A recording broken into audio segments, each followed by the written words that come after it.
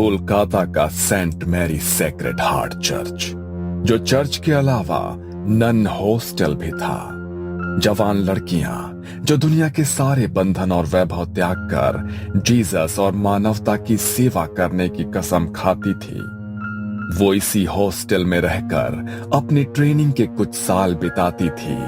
और जब उन्हें नन होने के सभी कर्तव्य सिखा दिए जाते तो उन्हें सेक्रेड हार्ट सोसाइटी से जुड़े किसी चर्च में भेज दिया जाता। ये मार्च का अंतिम शनिवार था। चर्च में इवनिंग प्रेयर हो रही थी। तभी मदर सुपीरियर एग्नेस, जो इस नन ट्रेनिंग सेंटर की हेड थी, उन्होंने एक 22 साल की लड़की से बाकी लड़कियों का परिचय कराया। ये है गॉड स्पेशल चाइल्ड मारिया। आप सभी की तरह इनका जन्म भी सिर्फ सांसारिक सुखों में अपने जीवन को व्यर्थ करने के लिए नहीं, बल्कि प्रभु के चरणों की सेवा के लिए हुआ है।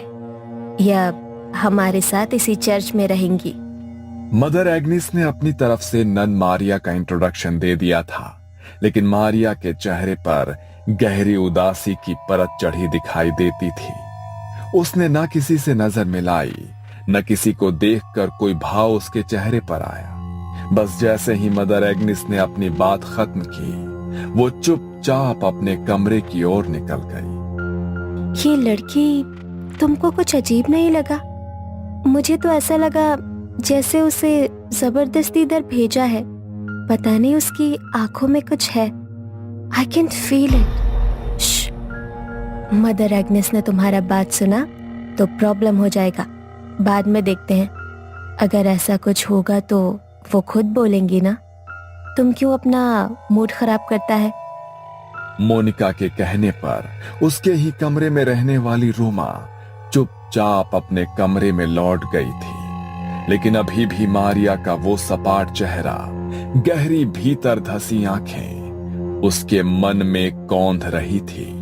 अगले दिन सवेरे प्रेयर के समय रोमा ने महसूस किया कि वो सबसे पीछे खड़ी हुई कुछ और ही बड़बड़ा रही है, जैसे वो इस प्रेयर से बचने की कोशिश कर रही हो। रोमा दबे पांव मारिया के नजदीक जाकर खड़ी हो गई और उसके मुंह से निकल रहे शब्दों को समझने की कोशिश करने लगी। मारिया कुछ अजीब सा बड़बड़ा रही थी, जो स्पष्ट तो बिल्कुल भी नहीं था, लेकिन रोमा के शरीर में उसकी आवाज से झुरझुरी सी दौड़ने लगी थी, क्योंकि मारिया किसी आदमी की दोहरी आवाज में कुछ बोल रही थी।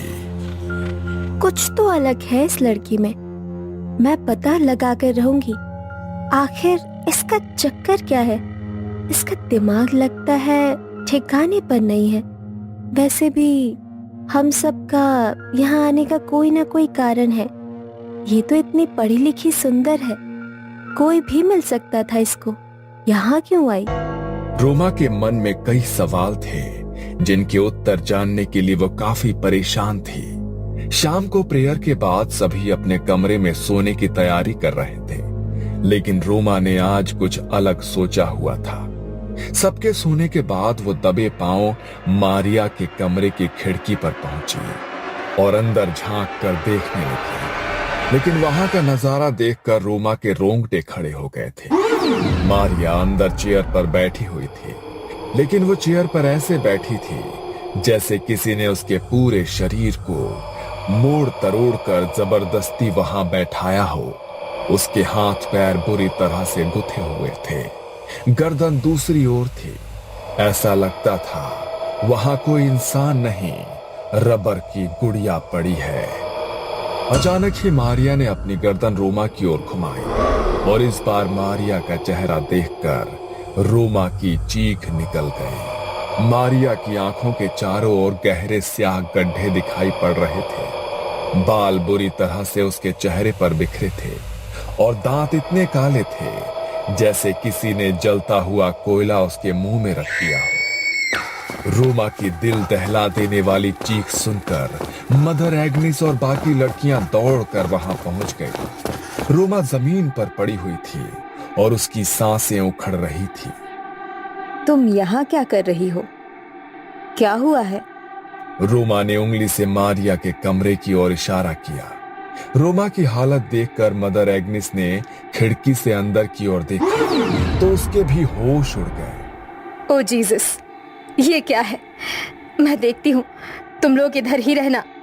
मदर एग्निस क्रॉस को हाथ में लेकर मारिया की ओर कदम बढ़ाती है तो मारिया अपनी कुर्सी से कूदकर नीचे जमीन पर आ जाती है और किसी जंगली जानवर की तरह गुर्राते हुए मदर एग्निस को एक टक घूरने लगती है। एग्निस धीरे धीरे क्रॉस को अपने हाथ में पकड़े मारिया की ओर बढ़ रही थी।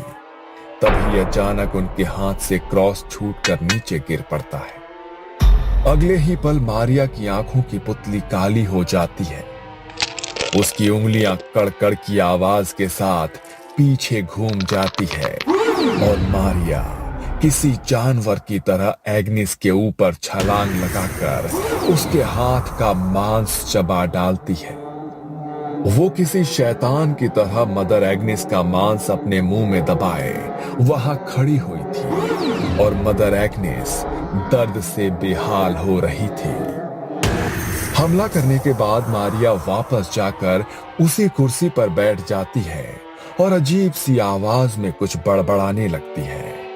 मारिया के मुंह से सुनाई दे रही आवाज ऐसी थी मानो एक साथ 2-3 लोग बोल रहे हों। चीख पुकार सुनकर चर्च में रहने वाले फादर भी वहां पहुंच जाते हैं और मदर एग्निस की ऐसी हालत देखकर उन्हें वहां से बाहर ले आते हैं। मारिया अभी कुछ शांत दिखाई दे रही थी और इसी मौके का फायदा उठाकर मारिया को उसके कमरे में बंद कर दिया जाता है। मारिया की ऐसी हालत देखकर सभी हैरान थे। बाकी की लड़कियों में भी डर का माहौल बन गया था। फादर स्टीव समझ चुके थे कि ये कोई इंसानी नहीं, शैतानी ताकत का काम है। इसलिए बाकी की लड़कियों को उस कमरे से दूर रहने की सलाह दी जाती है और वो क्रॉस को माथे से लगाकर कुछ बुदबुदाने लगते हैं। अगले दिन सुबह प्रेयर का समय था। फादर ने सभी ननों को मारिया के कमरे के बाहर बुलाया और एक साथ प्रेयर करने के लिए कहा। पवित्र जल हाथ में लेकर फादर मारिया के कमरे में दाखिल हुए। एक तरफ बाकी की नन मिलकर लगातार प्रेयर कर रहे थे और दूसरी ओर फादर हाथ में पवित्र जल लेकर मंत्र बोलते हुए उसकी ओर बढ़ रहे थे। फादर को देखकर मारिया के चेहरे के भाव बदलने लगे। वो घबरा कर एक कोने में सिमट रही थी। प्रेयर की आवाज उसके कानों में पहुंच रही थी, जिससे वो अपने दोनों कानों पर हाथ रखकर बचने की कोशिश कर रही थी। अचानक एक चीख के साथ वो जमीन पर गिर पड़ी और उसी के साथ फादर स्टीव ने पवित्र जल छिड़ककर बाकी सभी को यकीन दिला दिया कि मारिया के ऊपर जो भी शैतानी साया था वो पवित्र जल और प्रार्थना की शक्ति से उसे छोड़कर जा चुका है। पवित्र जल ने जहां जहां मारिया के शरीर को छुआ था वहां पर छाले जैसे बन गए थे। ऐसा लगता था जैसे मारिया को किसी ने तेजाब से जला दिया हो। कुछ देर बाद मारिया को होश आया तो वो दर्द से कराहती हुई पहले से काफी कमजोर नजर आ रही थी। उसके शरीर में अब मुश्किल से उठने बैठने जितनी ताकत बची थी। चेहरा एकदम मुरझा चुका था, शरीर भी मानो झुक गया था। मारिया की हालत को देख मदर उसे उसके कमरे के बिस्तर पर ही लिटा देती है। ओह जीसस, इसका हालत बहुत खराब लग रहा है। इसे यही आराम करने दो, होली वाटर इसको ठीक कर देगा। अगले 2 दिन बेहद सन्नाटे में गुजरे। मारिया ऐसे ही बिना कुछ खाए पिए, बिना एक भी शब्द बोले अपने बिस्तर पर पड़ी रही। 2 दिन बाद उसने टूटे फूटे शब्दों में पानी मांगा।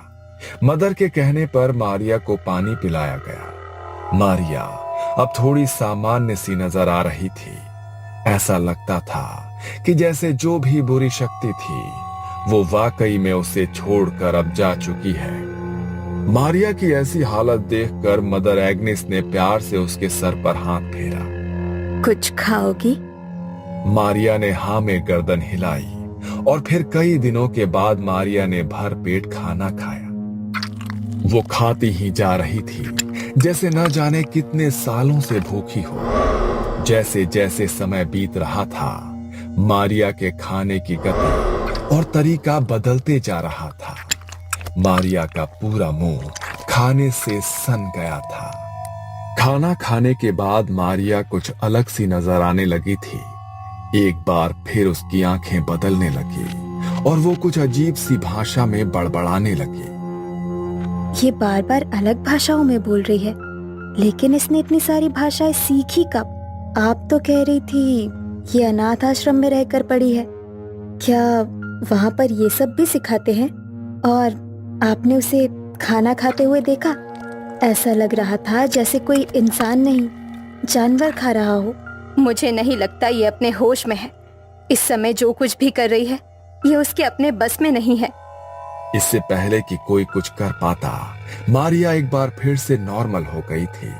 ऐसा लगता था अभी कुछ देर पहले जो भी हुआ उसे उसकी जानकारी ही नहीं है। मारिया का स्वभाव गुजरते समय के साथ अजीब और अजीब होता जा रहा था। मदर एग्नेस और फादर स्टीव समझ गए थे कि मारिया को संभाल पाना उनके बस का नहीं है। मारिया को शुक्रवार तक यहाँ पर ही रखना होगा। उसके बाद फादर एडमंड ही कुछ कर सकते हैं। 3 दिन बाद शुक्रवार को फादर एडमंड वहां आए और देर रात सबके सोने के बाद एक्सोर्सिज्म यानी कि मुक्ति की प्रक्रिया शुरू की। मारिया को एक कुर्सी पर बांध दिया गया। उसके चारों ओर क्रॉस और जलती मोमबत्तियां रखकर पवित्र जल का छिड़काव कर दिया गया और उसी के साथ फादर ने मंत्र पढ़ने शुरू कर दिए। मारिया की आंखों की पुतली एक बार फिर से काली नजर आ रही थी। उसके चेहरे पर शैतानी मुस्कान दिखाई दे रही थी। मारिया एक साथ कई भाषाओं में जाने क्या बोल रही थी। कभी उसके मुंह से नन्हे बच्चे की आवाज सुनाई देती, तो कभी किसी आदमी की कड़कती आवाज कानों में पड़ती। जैसे जैसे फादर मंत्र पढ़ते जा रहे थे, मारिया अब गुस्से में दिखाई देने लगी थी। अचानक ही मारिया जोर से चिल्लाती है और उसी के साथ उसके आसपास लगी सभी मोमबत्तियां एक साथ बुझ जाती है। और तभी फादर देखते हैं कि जमीन पर रखे क्रॉस और मारिया के बीच की जमीन फटने लगी है। मारिया बुरी तरह से चीख रही थी। उसकी चीख की तेज आवाज किसी के भी बर्दाश्त से बाहर होती जा रही थी। अचानक ही मारिया का शरीर बुरी तरह से अकड़ने लगता है और उसी के साथ मदर एग्नेस की आंखों का रंग भी गहरा काला पड़ जाता है। मुझे छोड़ दो, मैं बताती हूँ, सब बताती हूँ। ये सब 1 साल पहले शुरू हुआ था। मारिया एक नन कभी बनना ही नहीं चाहती थी। वो तो शादी करके अपना हैप्पी लाइफ स्टार्ट करना चाहती थी। ये हर संडे को सिटी चर्च में आकर प्रेयर में अपनी आवाज में गाने गाकर सुनाती थी। मारिया जैसी सुंदर और खुश मिजाज लड़की को देखकर उस चर्च के यंग फादर नील का दिल उस पर मचलने लगा। नील ये भूल गया था कि उसने चर्च के लिए अपना जीवन समर्पित करने की कसम ली है। धीरे धीरे दोनों के बीच बातें शुरू हुई और जवानी के आवेग में ये दोनों रिश्ते में आ गए। मारिया और नील दोनों के लिए इस रिश्ते को सबके सामने लाना संभव था, क्योंकि एक फादर उम्र भर कुंवारे रहने की कसम खाता है। अगर ये बात सोसाइटी में किसी को भी पता चलती तो बहुत बड़ा तमाशा होता। चर्च की रेपुटेशन खराब होती सो अलग। इसीलिए वो अब अपनी गलती सुधारना चाहता था।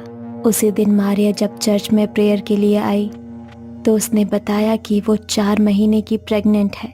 फादर नील के पैरों के नीचे से जमीन निकल गई थी। वो कुछ भी समझने की हालत में नहीं था।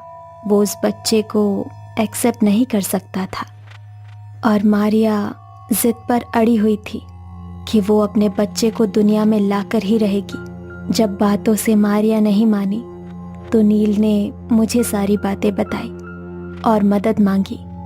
मैंने वादा किया कि मैं उसकी मदद करूंगी, लेकिन पहले ज़रूरी ये था कि वो मारिया को बच्चे से छुटकारा पाने के लिए राज़ी करे। आधी रात का समय था। बाहर भयंकर तूफान आया हुआ था।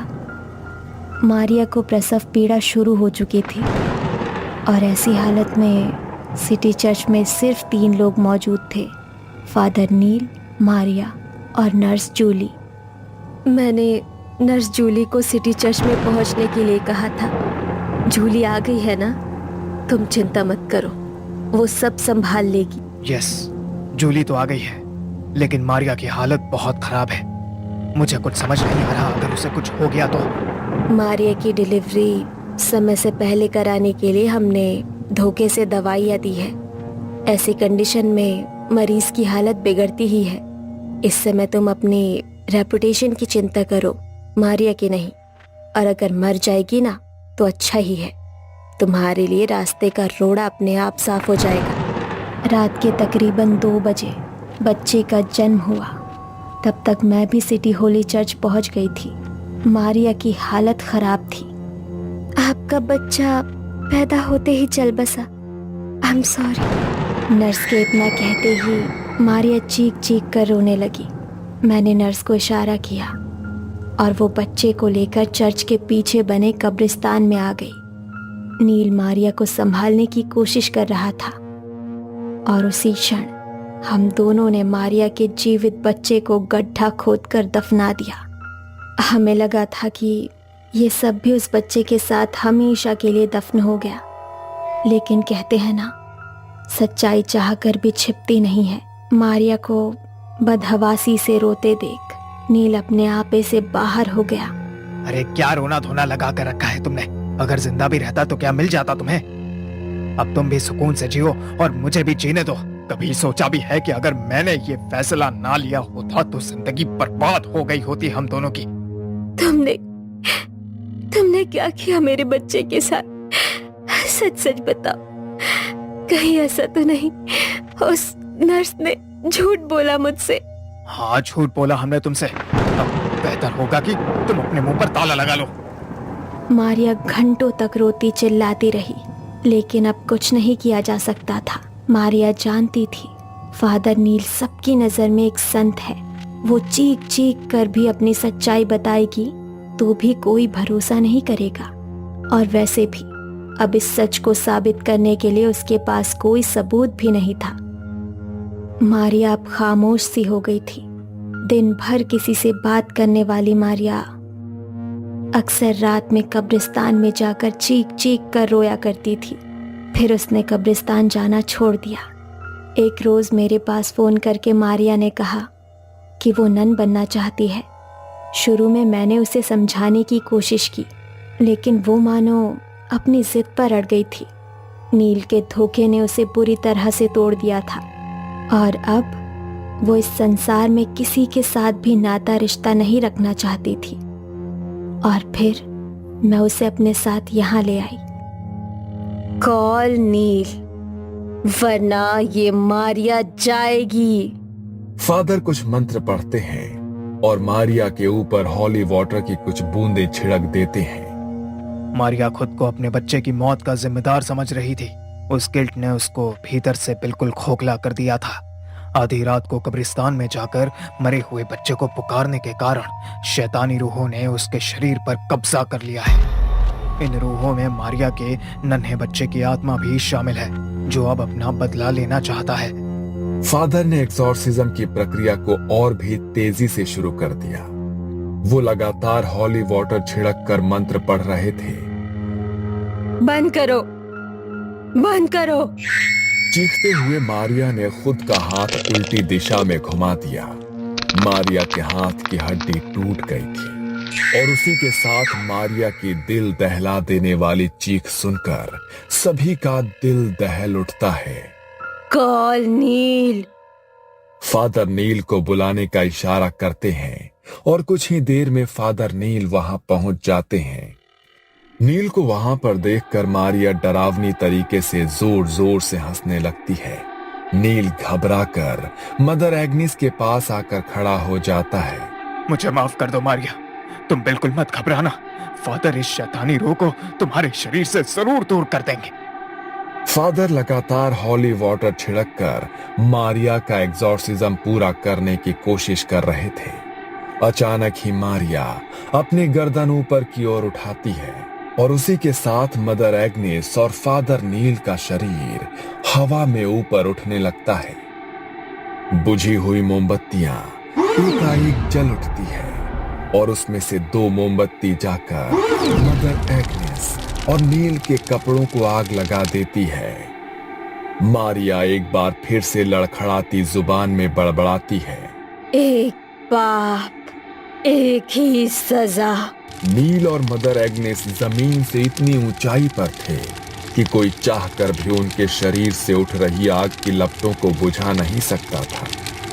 फादर के हाथों में पकड़ा हुआ हॉली वाटर उनके हाथ से छूटकर नीचे गिर पड़ता है और उसी के साथ मारिया की गर्दन एक ओर लटक जाती है।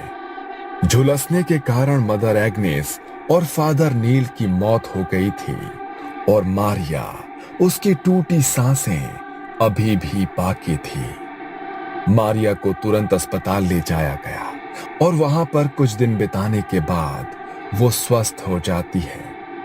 यूं तो फादर एडमंड ने आज तक बहुत से एग्जॉर्सिज्म किए थे, लेकिन उनके चर्च में किया हुआ यह पहला एग्जॉर्सिज्म था जो किसी नन के ऊपर हुआ था और जिसमें 2 जान भी चली गई थी। सिटी हॉली चर्च और सेक्रेड हार्ट चर्च को इस घटना के बाद बंद कर दिया गया, लेकिन मारिया और फादर एडमंड के लिए ये एक बुरा सपना बन गया जो आज भी उन्हें रातों को सोने नहीं देता।